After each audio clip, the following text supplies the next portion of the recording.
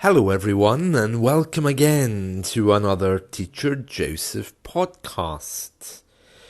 Sometimes people ask me to recommend movies or books which are available for learning, and today I want to invite you to look for a couple of movies. Now, these movies were around when I was a child, and they were made by Disney for children.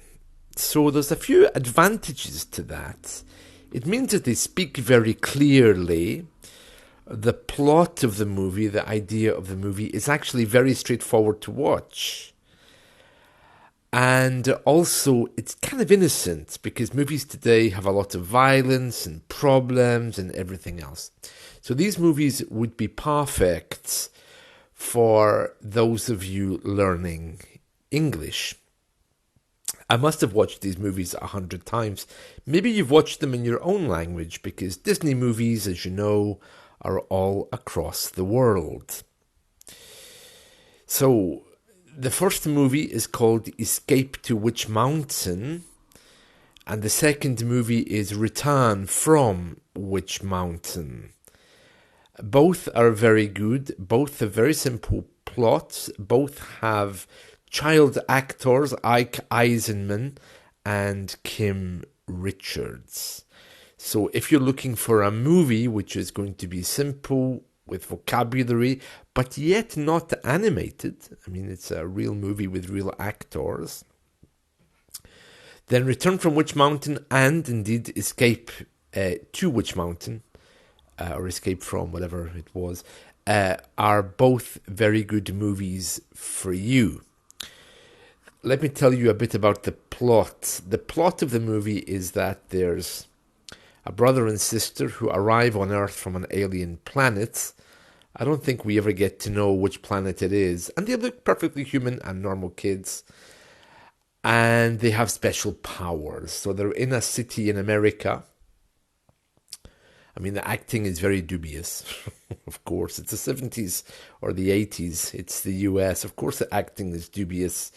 And the bad man is, of course, English. I think it's that man who used to always play vampires. What do you call that old actor who is very famous here for playing the role of Dracula? I think it's Christopher Lee. I think that's who it is. So anyway, this movie is all about these two kids and how they get lost and how they get stuck in different places and adventures. And of course, Christopher Lee is the evil Englishman. English people are always portrayed as being evil in these kind of movies. I don't know why. And of course, he uses a special remote control device to try to control one of the kids. So this is from Return from Witch Mountain. I think more or less the theme is the same in the first one, which is Escape from Witch Mountain or Escape to Witch Mountain. So I would say you can watch these. In Return from Witch Mountain, they have Bette Davis. You know Betty Davis, the actress? So she's in it as well. She plays one of the villains, of course, one of the bad people. So that's my movie recommendation. If you're looking for something simple vocabulary, yet kind of complex, with Ike Eisenman and Kim Richards. If you want something a bit more adventurous and up-to-date, you could watch the remake. There was a remake of Witch Mountain, I think it was about 10 years ago with, what's his name?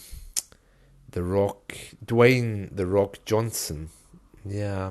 So you could try and catch the remake as well if you really get into this. But it's a typical kids movie. It's a bit like, do you remember The Cat from Outer Space? Anyway, that's another one to look for. Equally bad acting, but very good English.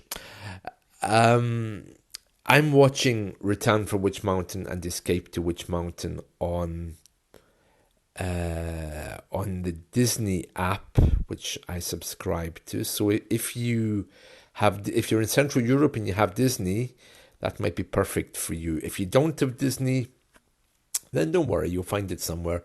I haven't checked YouTube, but you know what it's like. It'll turn up on one of these platforms if you look for it. So there we are. Return from Witch Mountain and Escape to Witch Mountain, I think it is.